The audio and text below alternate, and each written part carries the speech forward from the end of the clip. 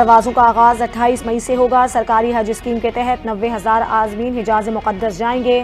وفاقی وزیر مذہبی امور سردار یوسف کی نیوز کانفرنس، کہا حج پیکج 2.5 لاکھ سے بڑھ کر 10,510,000 تک پہنچ گیا۔ بیچنے والے حاجیوں کو واپسی کیے جائیں گے۔ سعودی عرب جا کر حجاج کے لیے انتظامات اور سہولیات کا جائزہ لیا۔ عازمین حج کو ملک کے مختلف اضلاع میں تربیت دی جا رہی ہے۔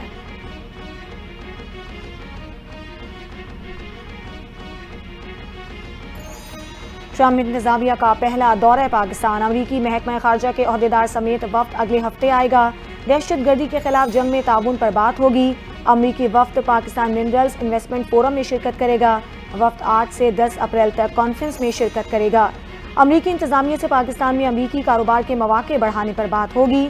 وفد سینئر پاکستانی حکام سے بھی ملاقاتیں کرے گا۔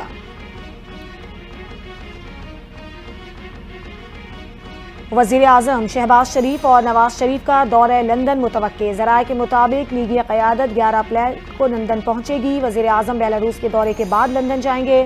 شہباز شریف 3 دن، نواز شریف 2 ہفتے تک لندن میں قیام کریں گے۔ نواز شریف لندن سے دوبارہ سیاسی سرگرمیوں کا آغاز کریں گے۔ کئی اہم سیاسی رہنماؤں سے ملاقاتیں بھی شیڈول۔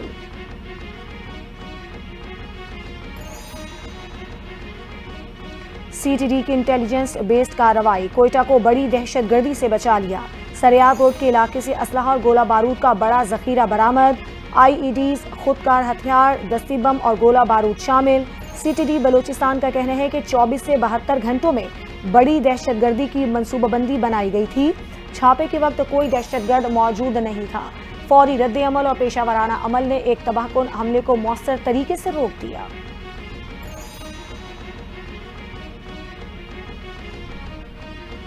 ملک بھر سے غیر قانونی مقیم افغان باشندوں کو واپس بھیجنے کا عمل جاری۔ فیصل آباد میں مزید 50 افغان باشندوں کو پناہ گاہ منتقل کر دیا گیا۔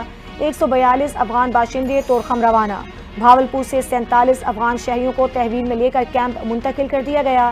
بلوچستان سے 11 افراد پر مشتمل افغان خاندان کی افغانستان واپسی کے انتظامات مکمل۔ افغان باشندوں کو طورخم کے راستے سے ڈپورٹ کیا جائے گا۔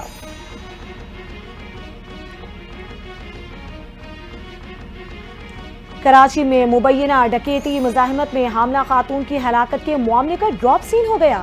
پولیس نے واردات سے متعلق غلط معلومات دینے پر شوہر کو حراست میں لے لیا۔ پولیس حکام کے مطابق معاملہ ڈکیتی مزاحمت کا نہیں، مقتولہ کو 2 روز قبل گھر میں گولی لگی۔ شوہر نے بتایا کہ بیوی کے ساتھ جھگڑا ہوا تھا۔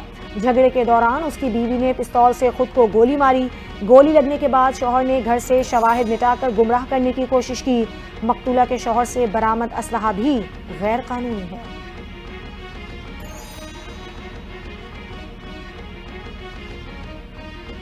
بلوچستان میں کانگو وائرس کا ایک اور کیس رپورٹ۔ کوئٹہ کے فاطمہ جناح اسپتال میں زیر علاج مریض میں کانگو وائرس کی تصدیق۔ اسپتال انتظامیہ کے مطابق 19 سال کے مریض کا تعلق قلعہ سیف اللہ سے ہے۔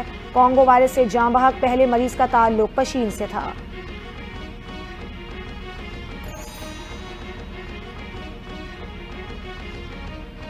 سعودی عرب نے پاکستان سمیت 14 ممالک پر عارضی ویزا پابندی لگا دی۔ فہرست میں بھارت، بنگلہ دیش، مصر، انڈونیشیا، عراق اور یمن بھی شامل۔ پابندی حج سیزن کے دوران عمرہ، بزنس اور فیملی ویزوں پر لگائی گئی۔ سعودی عرب کی جانب سے ویزا پابندیاں جون کے وسط میں ختم ہونے کا امکان۔ سعودی حکومت نے پاکستان کو باضابطہ طور پر فیصلے سے آگاہ کر دیا۔ پاکستانی عمرہ ویزا ہولڈرز کو 29 اپریل تک وطن واپسی کی ہدایت۔